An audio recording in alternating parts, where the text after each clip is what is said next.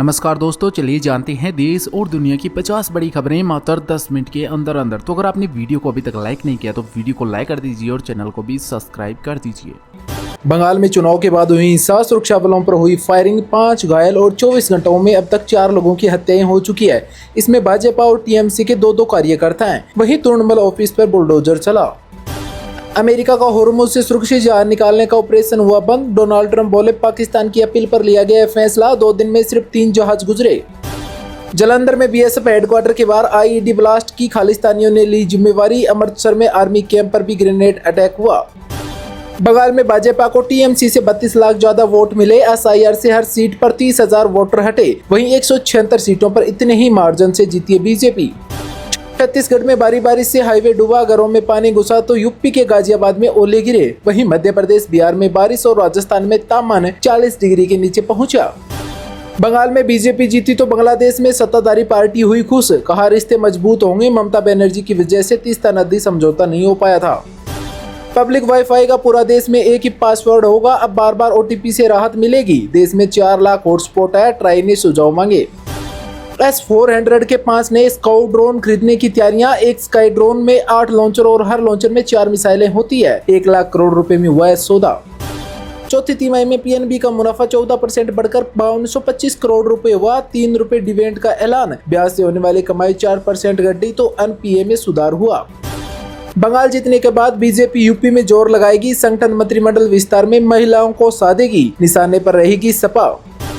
लखनऊ में मई में 45 डिग्री तक पहुंचेगा पारा। अप्रैल में 3 साल की गर्मी का रिकॉर्ड टूटा। वहीं कल से बदलेगा मौसम। 15 तारीख से लू हटेगी।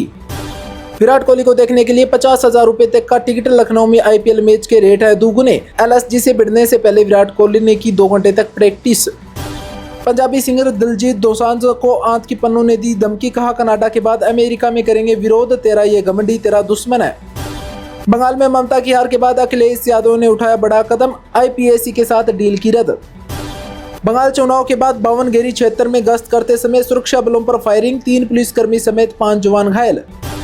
ईरान से शांति वार्ता करने में विफल रहे पाकिस्तान को अमेरिका ने दिया झटका। पेशावर के कौंसुलेट को बंद करने का किया ऐलान। यूएई में लगातार दूसरे दिन ताबड़तोड़ ड्रोन और missile attack. Air defence system activate. Supreme court में जजों की संख्या में होगी बढ़ोतरी। केंद्रीय कैबिनेट ने सुप्रीम कोर्ट के जजों की संख्या 34 से बढ़ाकर 38 करने का प्रस्ताव मंजूर कर दिया है। इसके लिए संसद में जल्द ही बिल पेश किया जाएगा। जम्मू श्रीनगर वंदे भारत में अब तक 4 दिनों के अंदर 16,300 यात्रियों ने सफर करके बनाया नया रिकॉर्ड। आज सोना 3,000 रुपये बढ़कर 1,51,000 रुपये पर पहुंचा। इस साल 18,000 रुपये महंगा हो चुका है।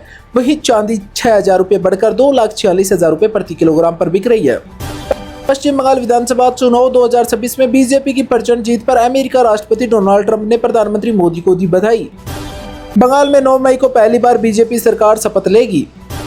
आरबीआई ने आज से ऑफलाइन डिजिटल भुगतान की सीमा 500 से बढ़ाकर 2,000 कर दी। मतलब अब आप बिना इंटरनेट के भी 2,000 रुपए तक का ट्रांजैक्शन कर सकेंगे। वित्त मंत्रालय ने आज स्पष्ट कहा कि जिन लोगों ने अभी तक आधार और पैन कार्ड अपना लिंक नहीं किया है वो लिंक कर ले, नहीं तो 31 मई के बाद अकाउंट फ्रीज हो जाएंगे। व्हाट्सएप ने आज अपना नया फीचर भारत में रोल आउट किया है, एंटी स्कैम साइड। इस फीचर से अनजान इंटरनेशनल नंबर से कॉल आने पर ऐप अपने आप ऑटोमेटिकली उसको ब्लॉक कर देगा। राजभर बोला, अखिलेश को गर्मी लगती है इसलिए बंगाल नहीं गए। अब एसी में ममता से मिलकर ढांढस बंधाएंगे और कहेंगे प्रचार करने यूपी आइएगा। मिसाइल अटैक से विदेश में फंसी अमीषा पटेल भारत लौटी। कहा, दुआओं के लिए शुक्रिया। 24 घंटों की देरी के बाद मुंबई पहुंची फ्लाइट। मंत्री बनेंगे नीतीश के बेटे निशांत कुमार, कल लेंगे शपथ। जेडीयू ने सीएम को सौंपी मंत्रियों की लिस्ट। बैठक के बाद सांसदों और विधायकों को छोड़ने आए नीतीश कुमार। गन्ना किसानों के लिए खुशखबरी। केंद्र सरकार ने गन्ने के एफआरपी में 100 रुपए प्रति टन की बढ़ोतरी कर दी है। अब आगामी सीजन के लिए किसानों को 3650 रुपए प्रति टन के भाव मिलेंगे। पीएम किसान की 23वीं किस्त को लेकर बड़ा अपडेट। अब हलचल तेज हो गई है। सरकार ने ई-केवाईसी और भू सत्यापन अनिवार्य कर दिया है। इसके बिना आपका पैसा अटक जाएगा। गेहूं निर्यात की फिर से शुरुआत। 4 साल के लंबे अंतराल के बाद भारत ने गेहूं की निर्यात फिर से शुरू कर दी है। आज 22,000 टन गेहूं की पहली खेप यूएई के लिए रवाना हुई। मौसम विभाग ने आज उत्तर भारत से दक्षिण भारत तक कई राज्यों में बारिश और आंधी का येलो अलर्ट जारी किया। दालों की कीमतों पर बड़ा फैसला। केंद्र सरकार ने दालों की बढ़ती कीमत को रोकने के लिए पीली मटर और उड़द की दाल पर शुल्क आयात की सीमा अब 31 मार्च 2027 तक बढ़ा दी है। यूपी में बीज वितरण को लेकर नया नियम। उत्तर प्रदेश सरकार ने खरीफ सीजन 2026 के लिए पहले आओ पहले पाओ की व्यवस्था खत्म कर दी है। अब बीजों के लिए ई लॉटरी सिस्टम लागू किया है, जिसके लिए किसान 10 मई तक ऑनलाइन आवेदन कर सकेंगे। पीएम किसान लाभार्थी सूची हुई अपडेट। सरकार ने वेरिफिकेशन के बाद अब अपात्र पाए गए 35 लाख किसानों के नाम सूची से हटा दिए हैं। किसानों को सलाह है कि वह एक बार पोर्टल पर जाकर अपना स्टेटस चेक कर लें। राजस्थान मुख्यमंत्री किसान सम्मान निधि योजना को लेकर बड़ा अपडेट। राजस्थान के 74 लाख किसानों के लिए बड़ा अपडेट है कि मुख्यमंत्री सम्मान निधि योजना की 6वीं किस्त का भुगतान प्रक्रिया में है और इसी सप्ताह में खाते में आने की पूरी संभावना है। तमिलनाडु में विजय की शपथ टल सकती है। सरकार बनाने के लिए 118 विधायकों की जरूरत है, जबकि टीवीके के पास 113 विधायक है। वंदे मातरम गीत को राष्ट्रगान जैसा दर्जा मिला। कैबिनेट की मिली मंजूरी। अपमान करने या गायन में बाधा डालने पर सजा और जुर्माना दोनों हो सकते हैं। इसको जनगण मन से पहले गाया जाएगा। एक रिपोर्ट में दावा किया जा रहा है कि ईरान जंग 48 घंटों में खत्म हो सकती है। 14 शर्तों का समझौता हुआ तैयार। अमेरिका ईरानी प्रॉपर्टी लौटाएगा, जबकि ईरान होर्मुज खोलेगा और साथ ही न्यूक्लियर प्रोग्राम को भी रोकेगा। ट्रंप समर्थक विवेक रामास्वामी ओहायो से गवर्नर चुनाव लड़ेंगे। नवंबर में होगी वोटिंग। गाजियाबाद में ओले गिरे तो नोएडा और प्रयागराज में बारिश हुई। गोदाम में रखे 100 क्विंटल गेहूं भीगे। उधर 45 जिलों में आंधी और बारिश का अलर्ट जारी। अलमारी के नीचे बनी सुरंग में अवैध हथियारों की फैक्ट्री चल रही थी। मेरठ में बीएससी स्टूडेंट चला रहा था पूरी फैक्ट्री। अलमारी के अंदर से जाता था तहखाने का रास्ता। गाजियाबाद में दिन दहाड़े एटीएम केस वैन से 20 लाख रुपए लूटे। ड्राइवर को बंधक बनाया, फायरिंग भी की। 8 किलोमीटर दूर वैन छोड़कर भागे आरोपी। गुजरात में कच्छ के क्रीक इलाके में लावारिस हालात में मिली पाकिस्तानी बोट, जिसके बाद जांच को और तेज कर दिया गया। हिमाचल में कैंसर मरीजों के मुफ्त इलाज पर है संकट। पेमेंट अटकने से हिमकेयर और आयुष्मान योजना हो चुकी है फेल। वही जन औषधि केंद्र है खाली। मरीज बाजारों के भरोसे बैठे हैं। बीजेपी ने अमित शाह को पश्चिम बंगाल में विधायक दल के नेता के चयन के लिए केंद्रीय पर्यवेक्षक बनाया। राष्ट्रपति डोनाल्ड ट्रंप के संकेतों के बाद स्ट्रेट ऑफ हॉर्मुज में तनाव कुछ कम हुआ, जिससे वैश्विक तेल कीमतों में स्थिरता की उम्मीद है। मौसम विभाग ने अगले 15 घंटों के लिए 11 राज्यों में 70 किलोमीटर प्रति घंटे की रफ्तार से हवा और बारिश के लिए अलर्ट जारी किया है।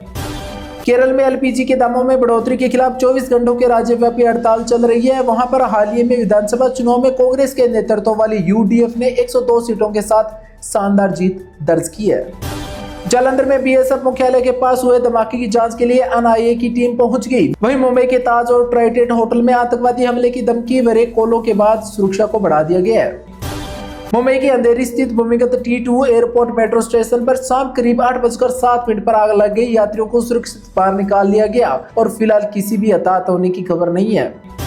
शेयर बाजार में आई भारी उछाल। अमेरिका ईरान शांति वार्ता की उम्मीद और कच्चे तेल की कीमतों में गिरावट के चलते आज भारतीय शेयर बाजार झूम उठा। बीएसई सेंसेक्स में 900 अंक से भी ज्यादा की बढ़त दर्ज की गई, जबकि निफ्टी 24,300 के पार बंद हुआ।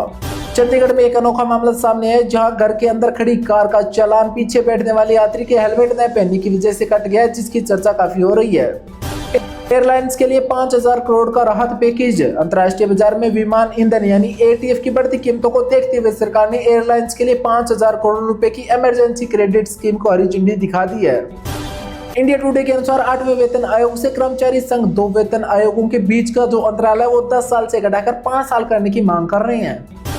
असम के मुख्यमंत्री का इस्तीफा। असम में बीजेपी की शानदार जीत के बाद हिम्मत बिस्वा शर्मा ने मुख्यमंत्री पद से इस्तीफा दे दिया। नई सरकार का शपथ ग्रहण समारोह 12 मई को होगा। एम्स दिल्ली में पोर्टेबल एमआरआई। आपको बता दें कि दिल्ली एम्स के अंदर आईसीयू के मरीजों के लिए देश का पहला पोर्टेबल एमआरआई सिस्टम तैनात किया गया है, जिससे गंभीर मरीजों को शिफ्ट करने की जरूरत नहीं पड़ेगी। बिजली बिल को लेकर नया नियम। सरकार ने बिजली बिल के भुगतान में देरी पर पेनल्टी के नए नियम लागू कर दिए, जिसके तहत अब देरी होने पर भारी जुर्माना देना पड़ सकता है।